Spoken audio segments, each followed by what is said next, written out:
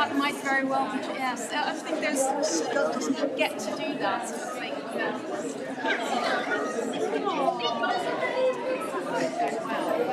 But it makes me surprised.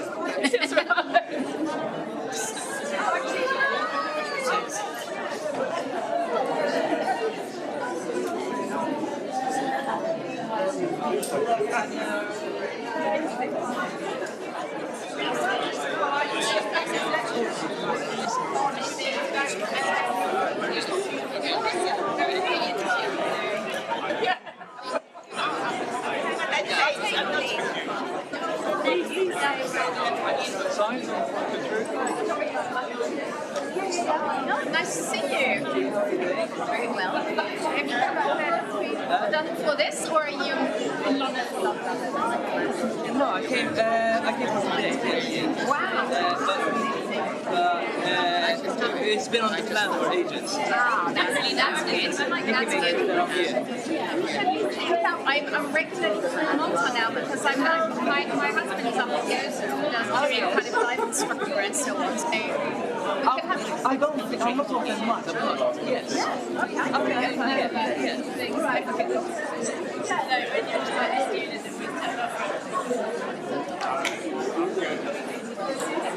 Yeah, I see. I'll talk afterwards.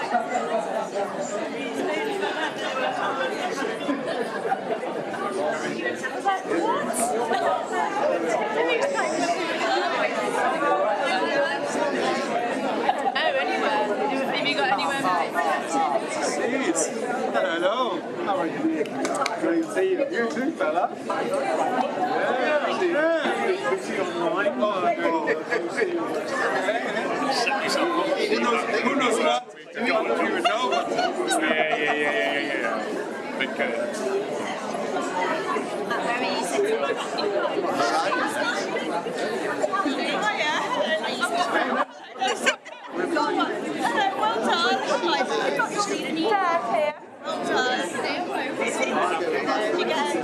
No, I'm going to grab a program then. How are you? Hi, nice to meet you. I've heard loads about you. How is it? How's it going? Yeah. Go on. Yeah, have a fine day.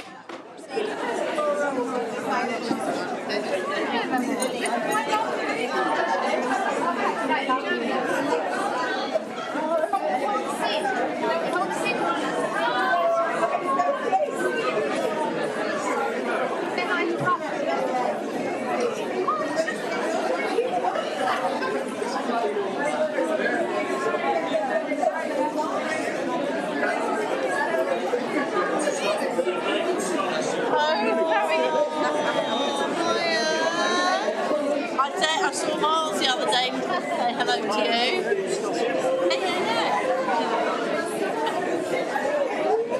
We'll have to meet him up for a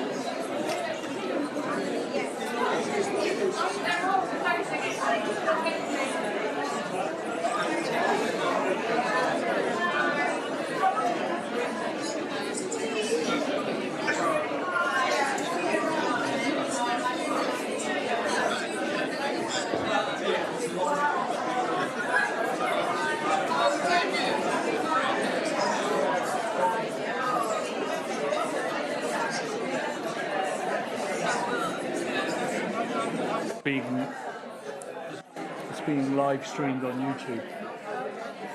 Is that off or on?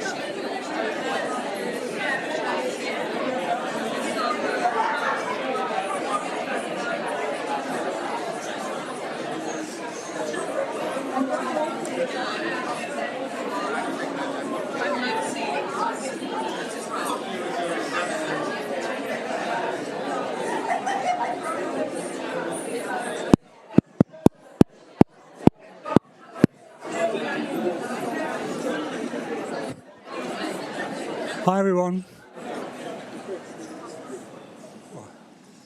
Students never used to stop talking that quickly. Welcome everyone. Fantastic to see so many of you here tonight. I mean, not that I'm surprised. I mean, Kathryn was a very special person. This is meant to be a celebration of her life and her work and her passion for ceramics. It's meant to be a joyous occasion. But it's not an easy one.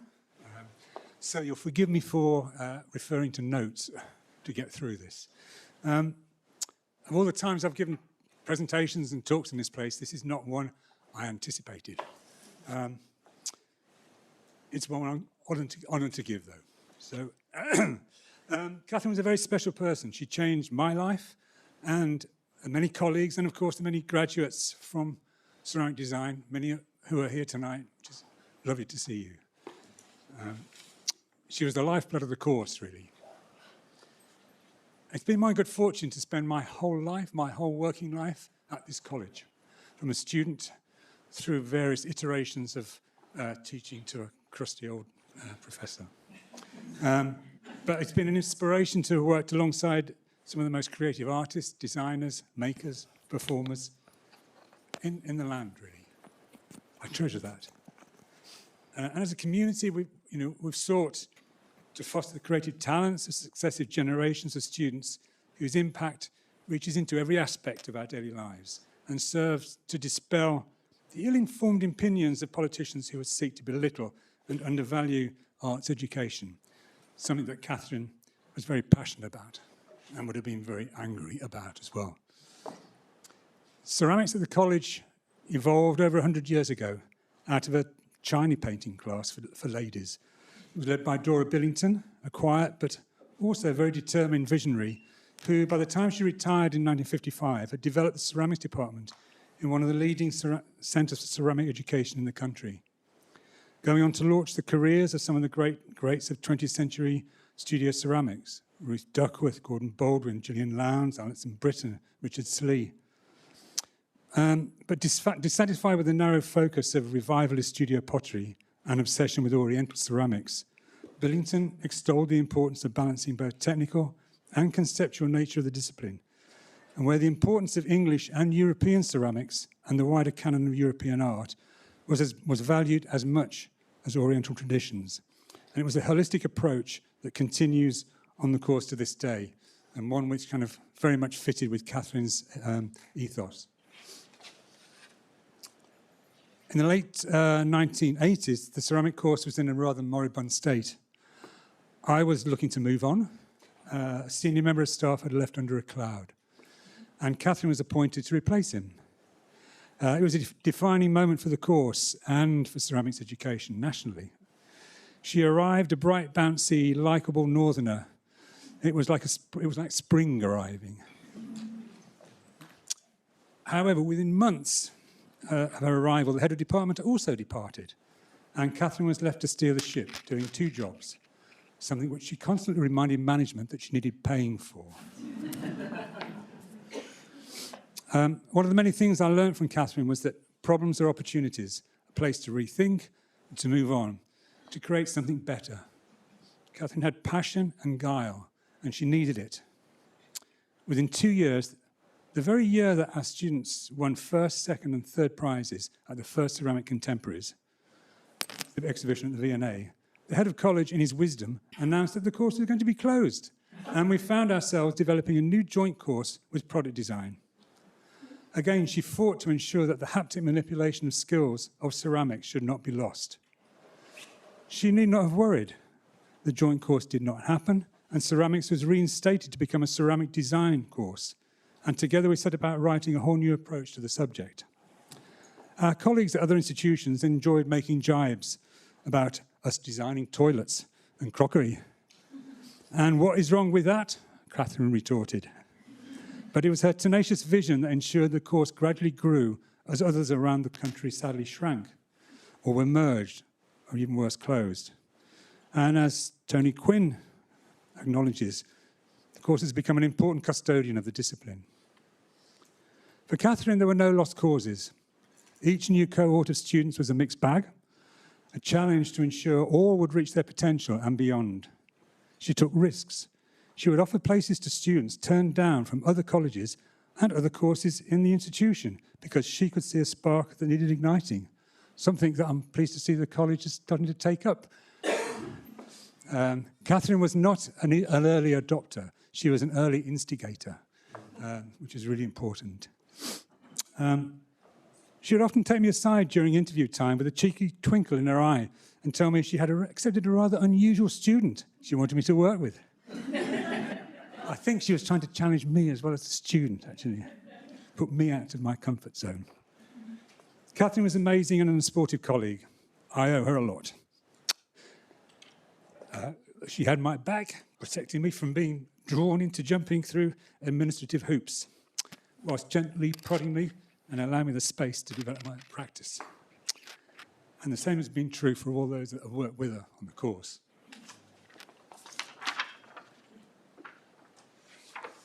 After she retired in 2015, and up until her illness, she continued to work on the MA Design, Ceramic, Furniture and Jewellery course, a course she helped to found, and also with PhD students.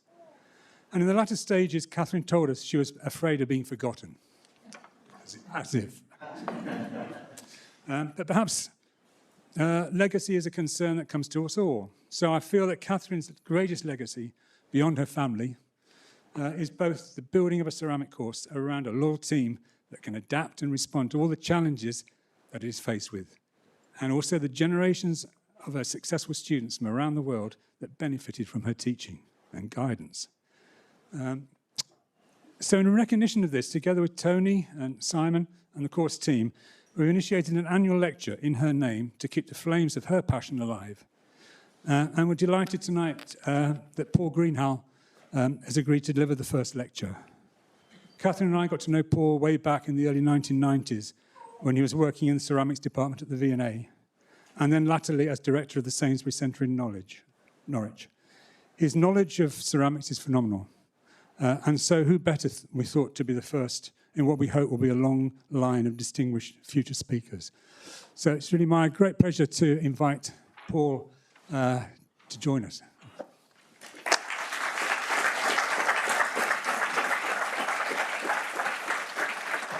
That was great. Right, I think I'm switched. Can you hear? Yes, jolly good. It's a massive honour to be asked to give this lecture. And I don't need to say more than that. I can't think of a higher honour than to be asked to speak at an event that commemorates such a colleague. We'll come back to that later.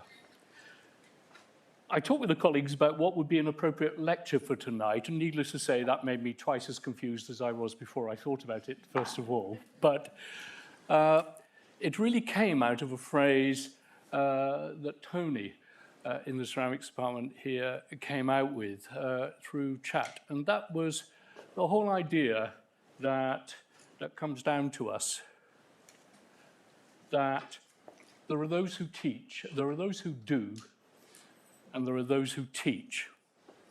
And I thought that was a very interesting, pejorative, the implication being that there are people who go out and do great things, and there are people who teach, i.e. not doing great things.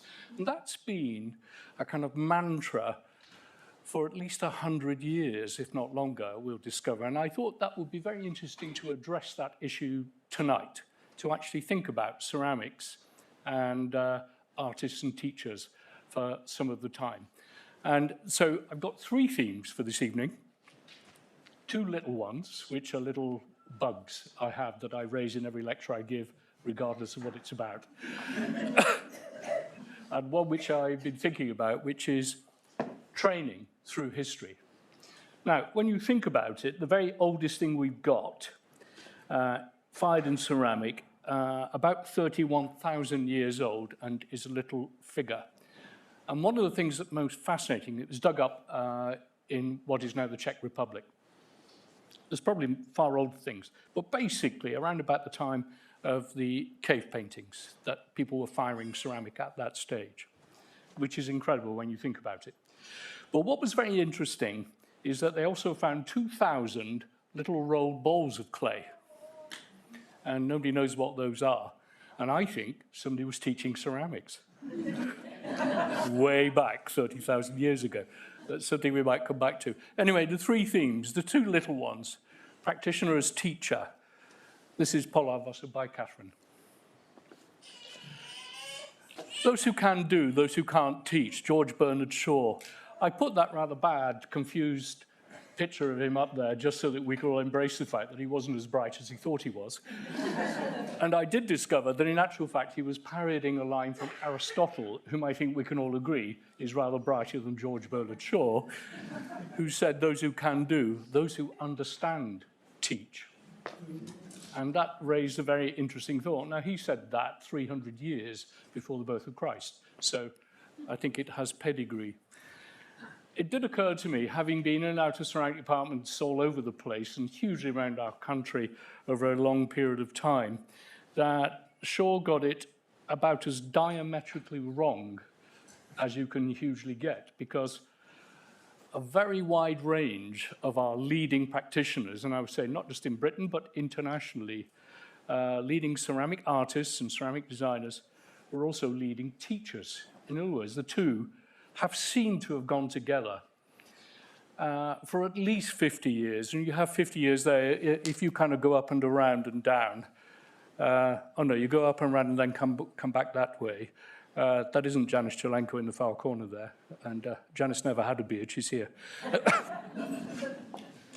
The majority of our leading figure in the collections of the V and elsewhere, they were also acknowledged teachers. So we can dump Shaw's thought immediately. And it is, I would still say, quite an unfortunate, glib thing that's been applied to many disciplines in life.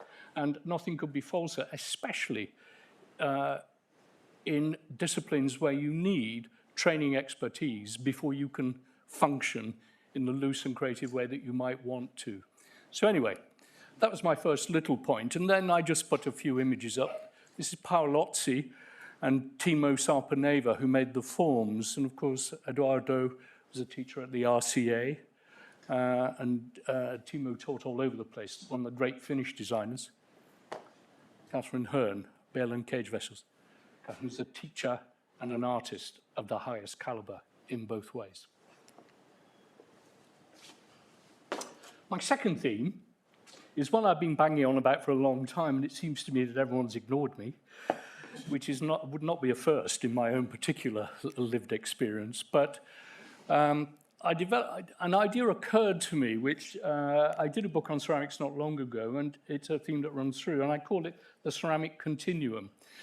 And the reason I refer to it that way is that it does strike me that one of the features, and as I look at you, I think I can see the clay dust on most of you, that you, more than perhaps most disciplines, carry your history around with you. It's a very difficult history to ignore, that somebody did make a fired figurine 31,000 years ago, and that there was an established, ongoing, continuous industry 20,000 years ago in Japan, and we're still uncovering pots.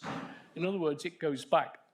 And the thing that strikes me especially interestingly is that we know people were decorating their bodies. We know there was jewellery. We know that there are cave paintings and so forth. But what makes ceramic, in my view, far more unusual is that it survives in a pretty intact way very frequently. You're looking here at wonderful Minoan wares from 16,000 down to 1600 down to 1400 BC. Now, they faded a little, but basically not. In other words, most of our disciplines, when we look back at their histories, either they weren't there, and the history of painting as we understand it now is really a 500-year history rather than going back to the cave paintings, because those practices were really very different. But we can look across the range. We've either lost those arts and we don't have them, or they've deteriorated. But ceramic is looking pretty fresh, I would say, for things 3,500 years old. And I think that affects practitioners. I think that when you get out of bed in the morning and start to think about it, you've got 30,000 years to ponder upon. And I think that affects how we see ceramics, and we can see this here. This is a Greek pot from about 480 BC, probably made on the Greek mainland, but was dug up in Italy. And here, Otto Lindig, the professor of ceramics at the first Bauhaus from 1919 to 1925. The Bauhaus closed the ceramic department when it moved to Dessau, so we all lose interest in it there, you know. But nevertheless, it had a thriving ceramic department for 6 years, and Otto Lindig ran it. And I suppose all I'm trying to do there is sort of compare. There's a sense of continuity, of aesthetic, of technology. And I think that's a component of ceramic. As I said, I wouldn't claim that it's not there in the others, but it's powerful and potent because of the way that ceramic survives. I might add also, there's a sense of ubiquity in ceramic. You can buy a mug for £1 in the pound store. The most expensive piece of ceramic which has ever been bought went for about 7 years ago for £243 million. It goes through all the classes, it goes through all the economic ranges, and it goes all over the planet. So unlike very rare high art, which is valued for its uniqueness, ceramic is the opposite. It's made out of mud, so it's not worth anything. And secondly, everybody can have it. And that changes the discourse for the history of ceramic, I would say. I just put this up by Hans Koper, artist and teacher, as you can see. And the notion of continuum, because it always struck me with Koper that time and the sense of primordial looking back was always a feature of what he did. When I look at Koper's work, I always think of Stonehenge somehow. And I don't know if you agree or not, but there is a kind of a sense of the primordial about him. And I think also, just a little thought for today, and me trying to be a graphic designer, perhaps craft more broadly, and certainly ceramic, is about a politics of time. Perhaps we shouldn't divide art up into disciplines, or high and low, or expensive and cheap, which is the way we currently divide our arts out. Perhaps we should think about those arts which are designed to be disposable, and those arts which are designed to be permanent. And I will quickly say, I'm not being pejorative about the temporary. To have civilization, you need the temporary and disposable. So the McDonald's cup, I don't know who designed it. I would have put his name up there. Nicholas Pevner said, a bicycle shed is a building, a cathedral is architecture. I don't agree with that. I think there could be absolutely wonderful architectural bicycle sheds. But what Pevner was trying to say to us was that when you enter into a discourse of building, it becomes architecture, when you take the time. But more than that, when you actually think that an art form is designed to be permanent, as opposed to disposable. And I think there is something in the permanent and disposable as a balance in our arts, which is important. Unfortunately, in our contemporary culture, we seem to be dispensing with the permanent. in favour of the temporary. But I think a balance between the two is important. Right, so those are my two little themes. The big theme is training. And I started to think about it months back when I was asked to speak here, because it seemed to me that picking up on the notion of training and teaching and artistic excellence would suit Kathryn. And what I decided, really, just looking back at the last 30,000 years, but we don't have that long, so let's thin it down a bit. Let's say from 500 BC, last 2,500 years, how did they train? How did they get to that level of skill? And as one analyzes what was going on, and from the evidence we have, I broke up how I think training goes into different types of training and different ways that training was practiced. And I broke it down into family, slavery, apprenticeship, hobbyism, institutional training, and cooperatives and apprenticeships. Again, I'll come back to that at the end. Now, what I mean is that what was driving training? How did training work? How did they go about structuring, showing a young person how to make a pot, or how to fire a pot, or how to decorate a pot? That's where my head was. And what we know from archaeology and where we found pots going right back and where they were positioned and placed, I sort of based this breaking down largely on that. And then moving further into known history, from the Greeks onwards into the Renaissance, we get more evidence as to how people learned how to do it. So I thought it might be quite fun to take you through that, and you can then disagree as we go for a drink afterwards, and or agree, perhaps. What we do know is that ceramic largely began in the domestic environment locally, and that from the evidence we have, people made their own pots and then low-fired them in a very crude fire. So the very earliest things we have often crumbled, but enough there to tell us that the family structure, that it was heavily driven by family, and that almost certainly there was a division of labor within the family structure. So that's what I mean by that. The other unfortunate thing we have to face with the entire history of ceramic is that more than virtually any other art, it was driven and fed by slavery. And we know that slaves were captured, often for their pottery skills, and forced to actually practice. And there is no doubt that different armies went looking for skilled potters to capture them. Now, there's a basic principle there, that if you have a jeweler or a goldsmith, you tend to just kill them and take the gold. That's the best way to do it, you know. A much easier thing. Pottery is not really worth a lot. You don't say, oh, look at all that clay, let's dig it up and take it all the way back to ancient Rome. You don't do that. But you do take the potters. You took the people. So ceramic very early on was recognized as a skill-based practice made from less expensive material.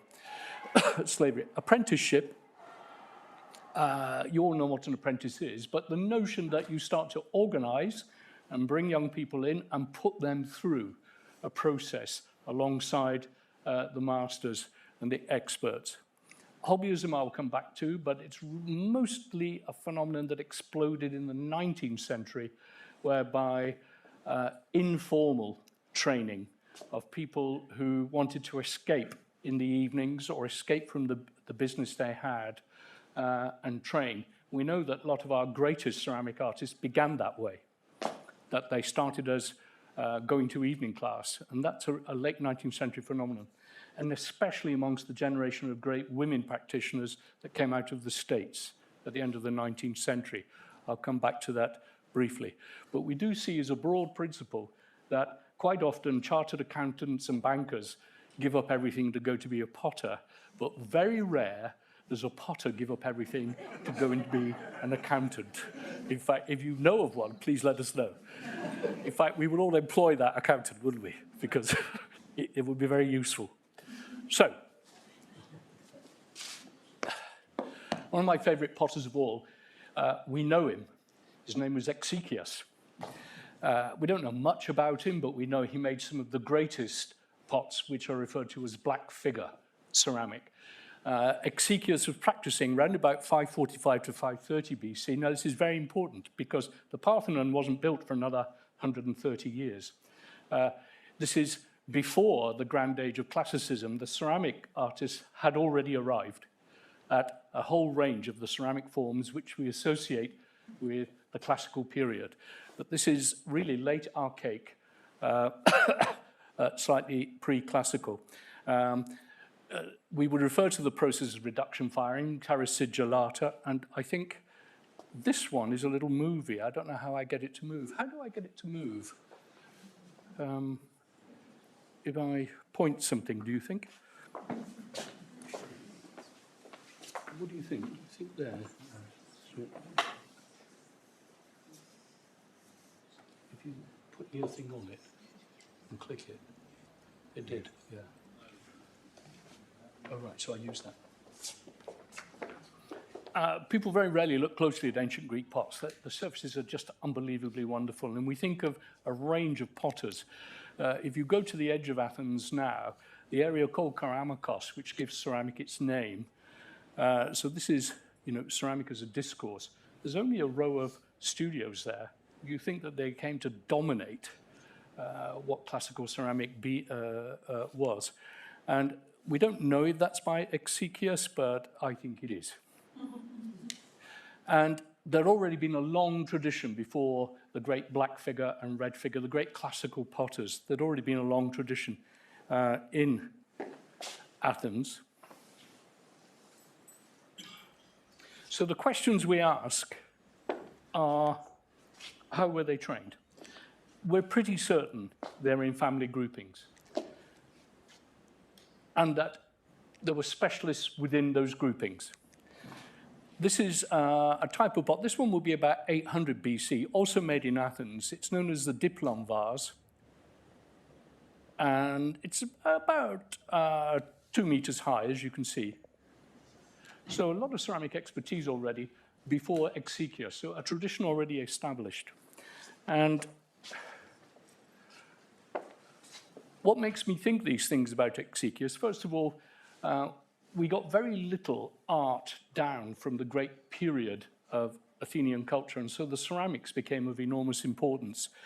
And what scholars tended to do was to just take the names when we had them, and a small number of Greek pots are signed. So we know Exekias signed some of his pots, but a lot of them are not signed, and we don't know why, and we don't really know what Exekias meant. I mean, I think if you go out into the centre of town and buy yourself a bit of Wedgwood tomorrow, you wouldn't be thinking Wedgwood made this. He made it himself. Exekias was almost certainly a studio, a practice. Some of the pots say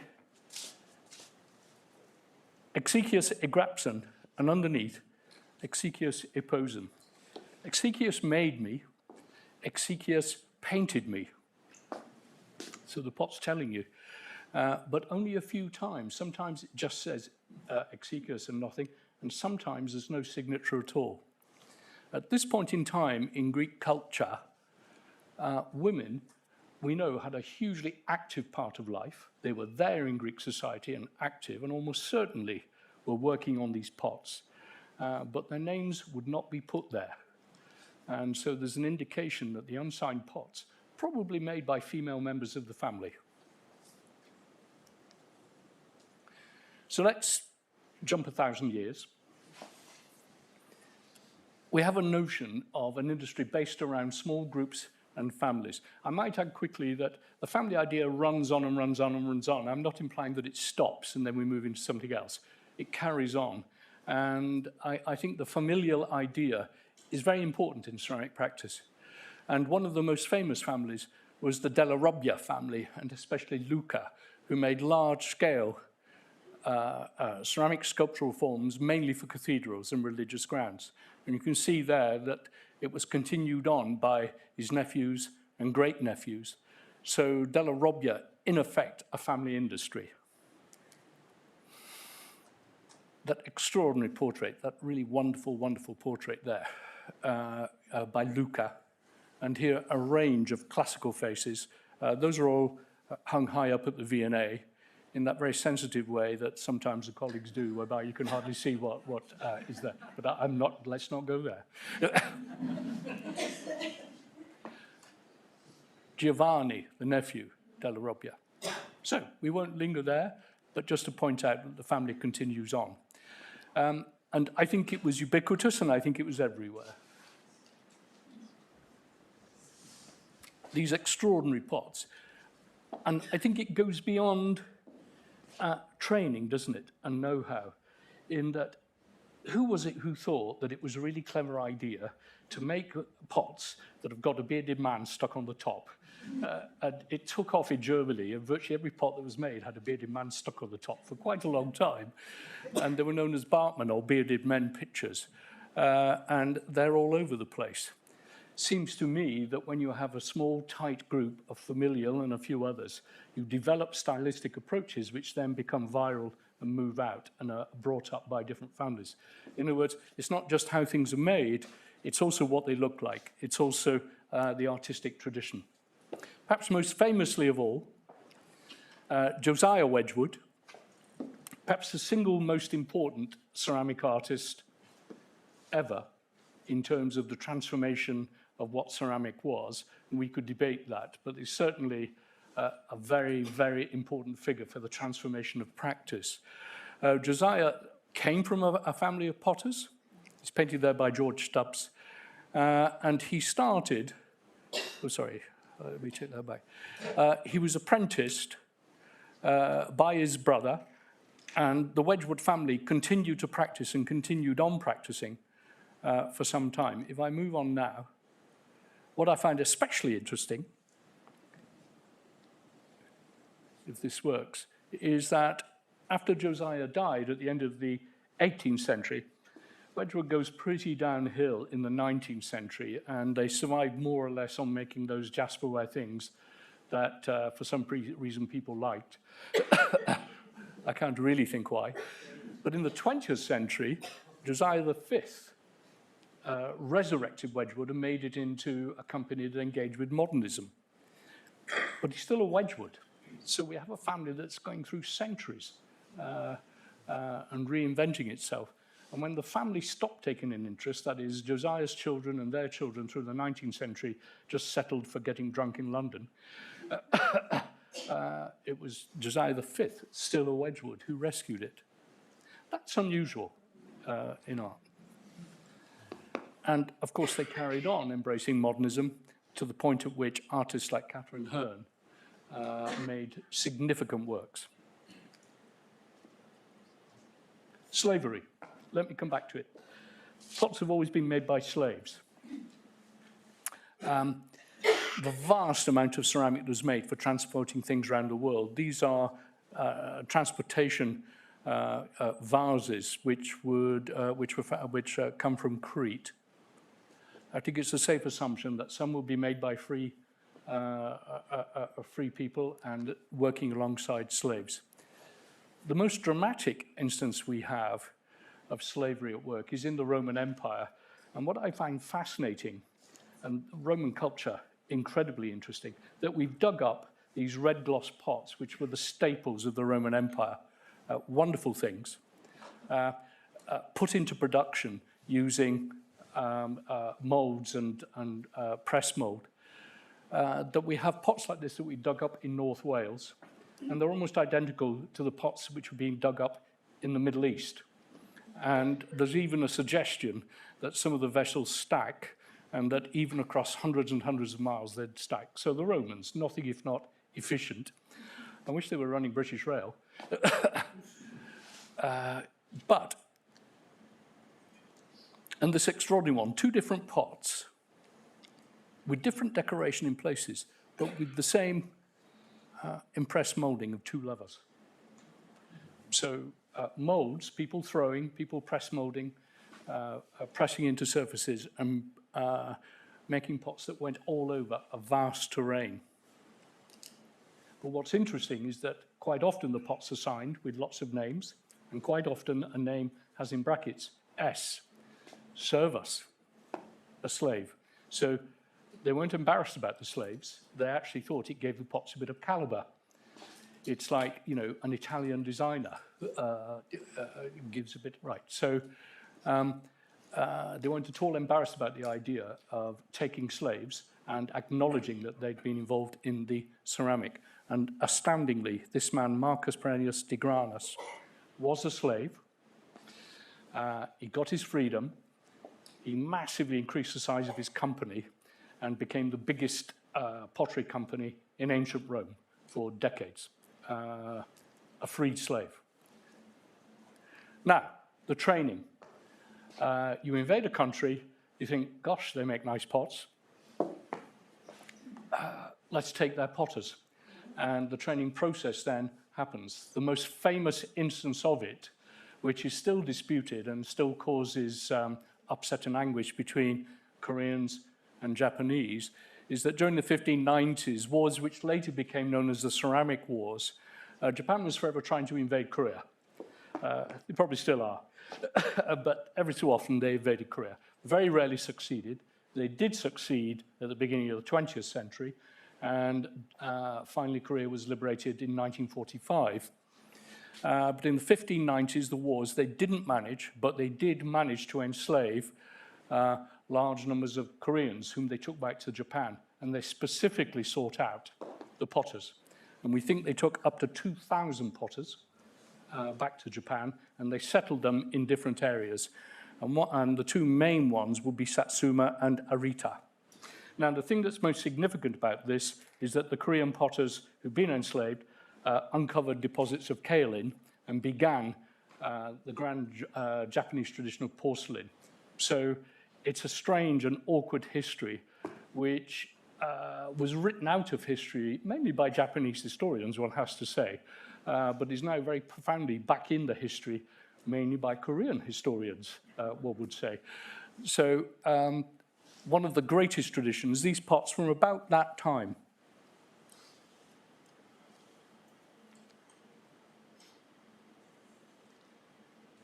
And perhaps the darkest moment of all, 19th century slavery. There was an absolutely astounding exhibition in Boston, which I was lucky enough to go to, of the slave potters of South Carolina, where they were largely kept in anonymity. And in some of the potteries, if they were caught making things to their own design, they would be punished and whipped. They weren't allowed to read and write. So one of the dark moments in world history, we would say, this is a pot made by a slave. And they were referred to in the exhibition as a potter once known, which I found very enigmatic. And I got a little shot from this show. Now, I'm not going to raise that perhaps at the University of the Arts London, they're still practicing slavery in regard to how they treat the teaching staff here. I would never say that, would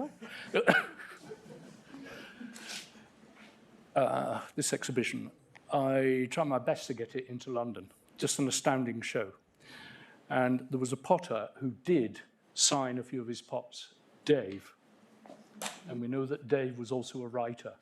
And he had to be incredibly courageous to do that, because he could have lost his life by signing his name and writing. So we move on to apprenticeship. So far, the history is a bit hit and miss. Families, fed by immigrant ceramic people, largely through slavery. But then we notice again and again and again the growth of informal training.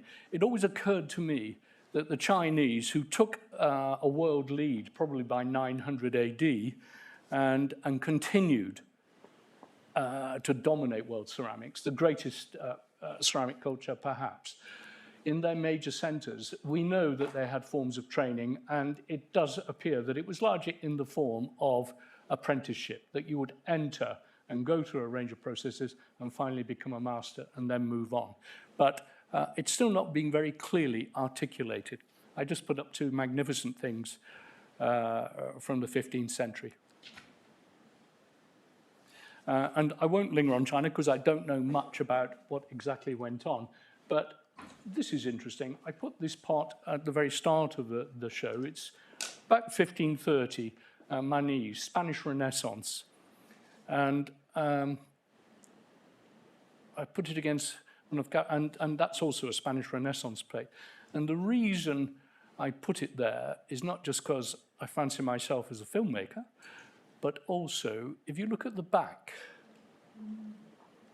So at the V&A once, when in the days when life was rather less formal, we put down large blankets and we put out lots of Mallorca plates face down to look at what the backs would tell us about these things. And I think what the backs told us was very varied and very mixed. But what seems to be going on here is that this is a Mallorca surface then treated with luster. It's not a forgiving process, as you know. If you make marks on the surface and you don't like it, it's very hard to change your mind. It's rather like watercolor, I would imagine. Once you put a mark down, very hard to remove. What the implication is that the apprentices painted the backs. So they got the feel of how it went and how it looked. And, oh, sorry.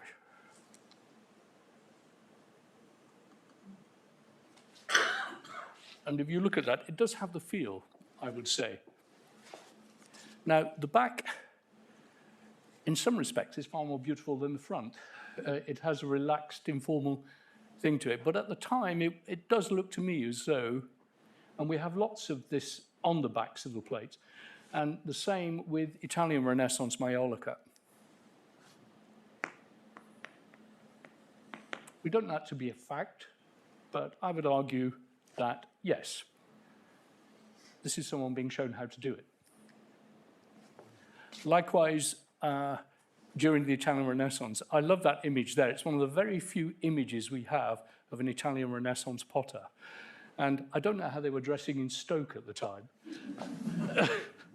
But in Italy, they were looking very sharp, which is all we would expect.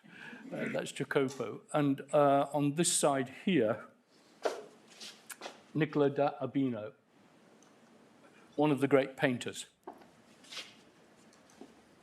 You have to go through quite a complex training process to get this level of figuration on the front of a Mallorca plate, especially with the lack of flaws and lack of apparent mistakes, if you would. And it's the backs of the plates which often give away these secrets. These magnificent plates are in the museum in Venice, and that lovely little thing's in the V&A. I would say the British being extremely light-fingered at the end of the 19th century, the greatest collection of Mallorca probably is in the V&A. It's better than any single collection, I think, in Italy. Sadly, but at the time, that's what happened.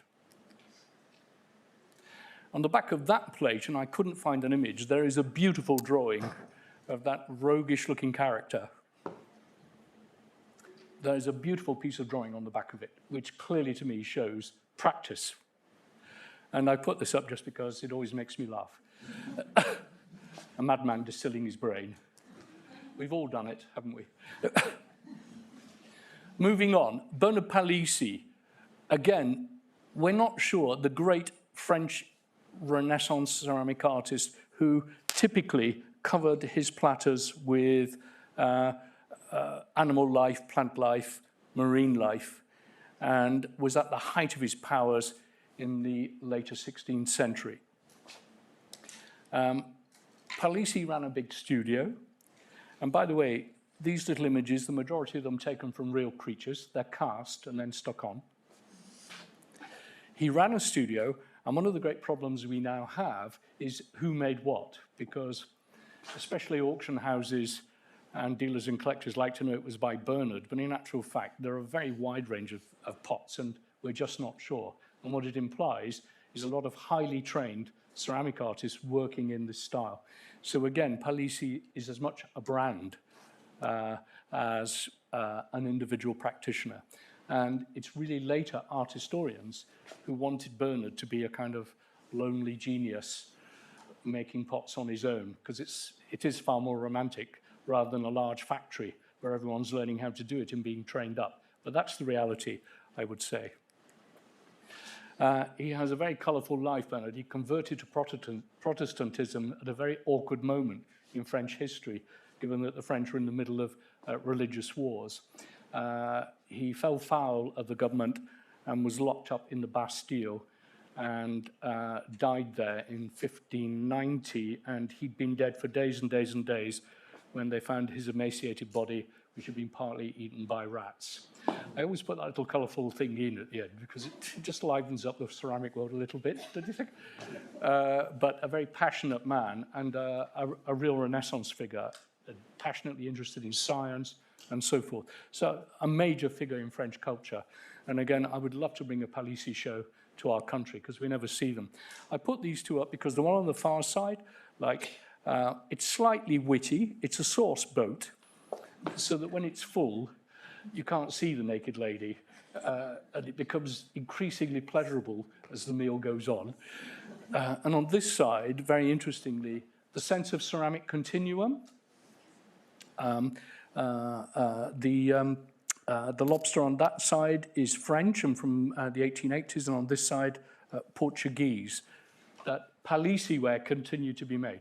And it's left us with enormous problems of who did what. So high prices were paid for original Palissys by the V&A team through much of the 20th century to find out that it was actually made in 1920. But superbly made and often very beautiful. I'm coming back to Josiah then briefly. Josiah was apprenticed to his brother Thomas at the churchyard works at the age of 9. You know, we'll be getting back there quite soon, I would think, give it a decade. Josiah had suffered from smallpox and could barely use one leg. So it's often said that his illnesses were what made him into a genius. He couldn't just be stuck in a factory throwing or doing individual things because he couldn't kick the wheel. He didn't like his brother, by all accounts, and his brother didn't like him. So he set up on his own and then set about trying to develop ways of making ceramic which were not so manually driven and changed the history of ceramic. But nevertheless, the apprenticeship model and the family model both tied together. And there's his major factory, Etruria, which is no longer with us. And the vase here, he made himself. It's the first day vase. He made 4 of them to celebrate the opening of his factory. And we know that in that factory, there were organized methods of training, mainly of working class men and women who were taken in and brought up through the trade. So we're getting to a point quite early on, late 18th century, of ceramic as a trade in which you qualify. And that's a lovely shot of Stoke, of different ceramic workers in the 1950s at Minton's. And there's a Minton ware from 1868. So no colleges in sight yet. The apprentice model, we would say that Bernard Leach, who changed the shape of ceramics yet again, we know that his studio, as it ran, people would go there and stay there and practice there. So de facto, an informal apprenticeship method. And there's Bernard Leach with Hamada, and there's a Leach and a Hamada here. But the family, still a vitally important part of practice. There's David Leach, his son, the teapot, and Bernard Leach with the platter. David didn't like his father much either, by the way. We shouldn't really go into family intrigue, should we? But he told me he didn't, so I feel I could share it. Perhaps Leach's greatest pupil, Michael Cardew, who also took in apprentices. That's Sven Blair on that side and Ladi Kwali on this side. Studied and brought up by Cardew.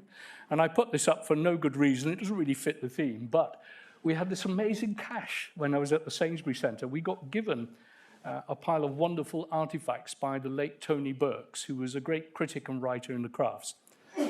And there was a large parcel of paper which none of us kind of looked at. And one day, I got landed with it, and I opened it, and I found an enormous pile of handwritten letters by Bernard Leach. And that letter is written to Lucy Ree from Japan. There it is, Darling Lucy. And I read a few of them, but there are lots of them. That's a PhD there, just waiting to be written. But I did read one where he talked about his love life. But I need a drink to tell you, but in greater detail. But between him and his second wife, it didn't actually unfold in the way that we've always been taught. And he confided in Lucy about it. And Lucy was very Germanic. She basically said, oh, shut up and get on with it, and, which I'm not sure helped at the time. Right, the idea of hobbyism. And I use the term not in a negative or pejorative way. Many people have come to many arts, not least Gauguin, who was a financier and gradually became a painter and great ceramic artist.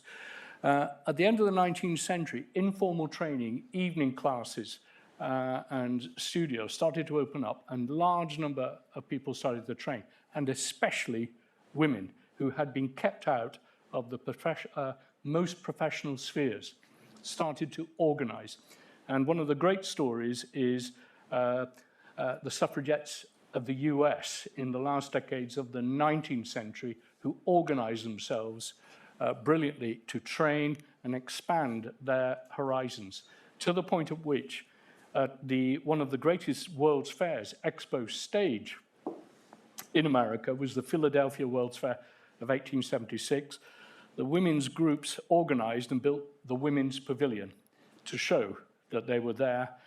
They did it again at the Chicago Expo of 1893, and they promoted. And one of the great figures of women's ceramics is Adelaide also Robineau, an incredibly interesting maker. And she also launched this ceramic studio magazine and promoted the world of ceramics and women makers especially. So ceramic became a vehicle through which you could escape out into the world of art.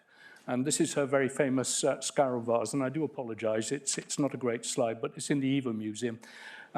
She worked on a large scale of stoneware and porcelain sometimes, and then would carve into it leather hard. So we start to enter into an age in which institutional training becomes a reality, and we come towards the story which we now have. One of the most, I suppose, one of the countries that really begins it early and pushes it on is the UK. That there was a feeling well into the 19th century that we had an industrial lead in most areas of produce. Certainly in textile, we dominated the planet, and other areas as well. Sorry. Much as I'm enjoying this, I came here for Kathryn's memorial. I have a story about Kathryn, that's why I came to this course. Yes. As much as I'm enjoying your lecture about the history of ceramics, which I imagine most people in this room probably know, being all ceramic fans. I can appreciate that, and if you're a little patient, I am following the brief of her colleagues who are closest to her, to her history, but if you wait a little, we will come back, and I understand.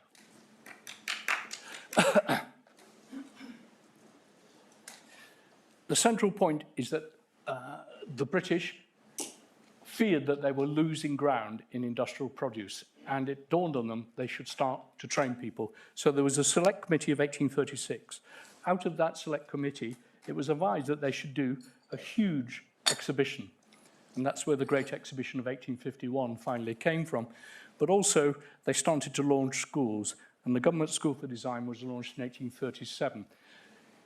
A later iteration of that, it finally became, much later, the Royal College of Art, but schools of design started to pop up all over Britain, and they were principally driven, there's the Great Exhibition, another product of it, they were principally driven by industrial progress and an attempt to use design and art to increase the national wealth. Now, it was driven by design in the first instance, and they had a very particular definition of design, And then, towards the end of the 19th century, it became about training in art also. So the concept of art and design came to us. But one of our greatest designers ever, Christopher Dresser, was trained in the government school for design. So we've gone through family, we've gone through slavery, we've gone through informal and then formal apprenticeship, and we finally arrive at institutional training, which is where we are now. Central School of Design. I have to say, I did like it when it was in that building, folks.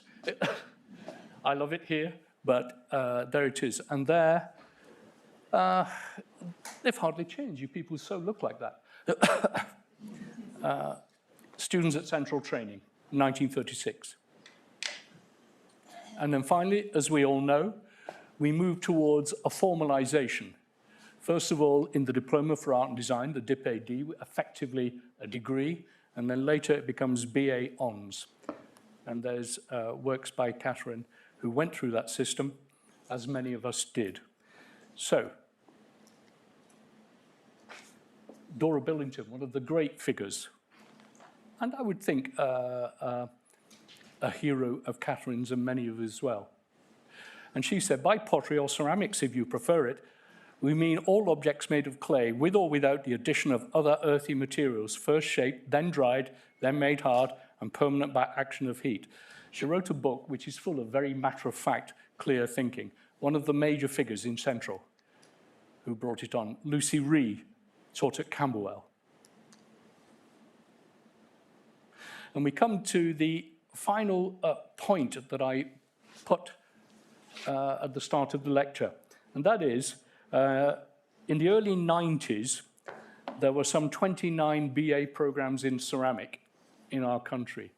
It got down to 2 a few years back, and I now think there are 4, one of them being here, Cardiff, Farnham, the master's program at the Royal College of Art. In other words, the idea of training in our arena went out of existence. Rob told us at the start that Kathryn fought to keep ceramics in this place, and one of the reasons you're all here studying ceramics, heavily down to Kathryn, I would argue.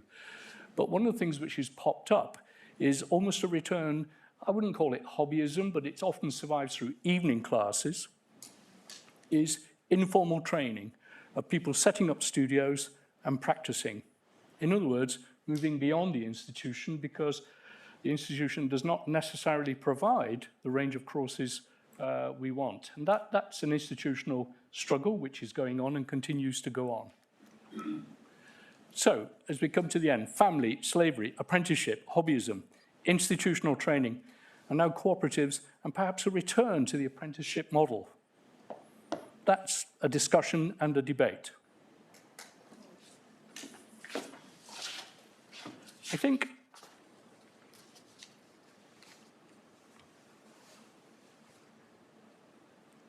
as we come to the end,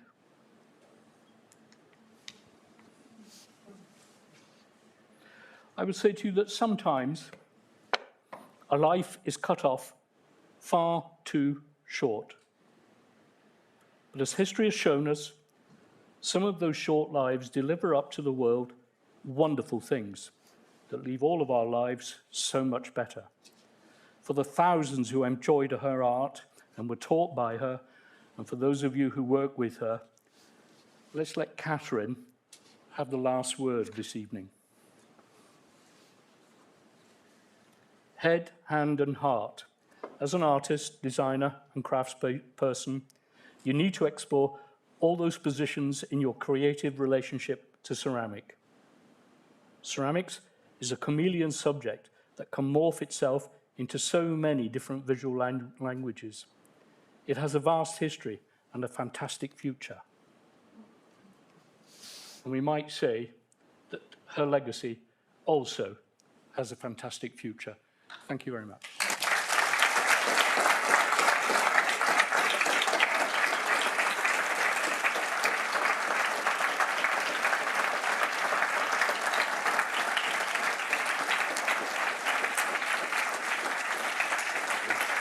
That was the brief.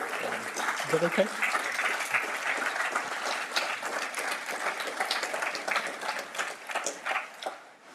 Okay. see you all here this evening. Thank you to Paul.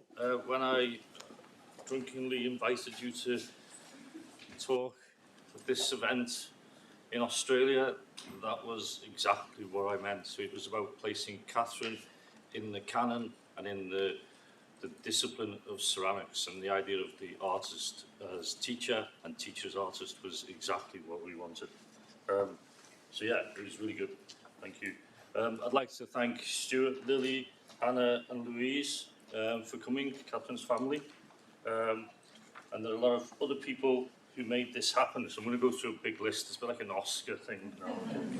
Okay, so firstly, the college executives, so Rafna, Rebecca, Eva, and also Hayley for supporting the event and making it happen. You wouldn't believe how much shit it takes to make something like this happen. Oh yeah, it was streaming. Anyway, good luck with that. The events team, Josh and the Fun Police, who really made this. There's a lot of strings to pull to make this work, so they were really cool. David Frame for all the socials and organising the Eventbrite and all that stuff, because that's really tricky too. The ceramic staff team, technicians in particular, Andy, Rich and Bridget for their work, which you'll see next door. The academic team, Emma, Duncan, Ian, Sarah, Oli, Liz, Kim, etc. Particularly to Simon and Rob for the sort of, if you like, steering of this event. So there's a lot of planning and book design. Everyone should take. We've done a sort of commemorative catalogue over there, which everyone should take. Hopefully you've already got. And this is essentially the positioning of Paul's lecture was because we want this to be a sort of continuum. And when you do something like this, it's not necessarily a potted history of the person, it's sort of orientating that person relative to the grand discourse of the sort of discipline, which was the intention. Okay, so what's going to happen now is Paul's already intimated we're going to have a drink next door. So we'll sort of retire next door for drinks and catch up and to tell stories and share love. But we've also got various things for you to do to also record your connection to Kathryn. There's a sort of book here to write in.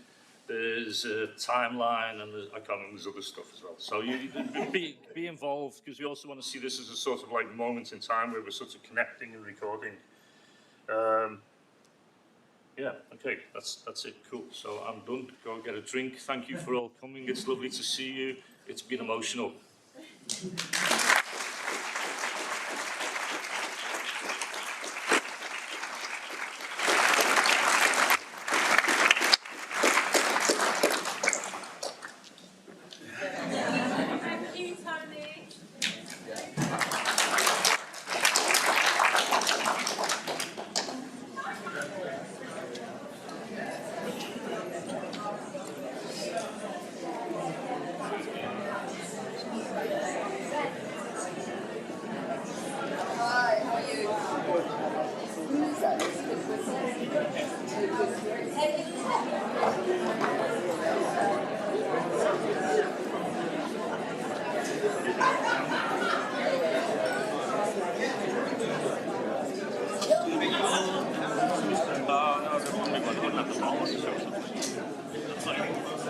That was great. Great big.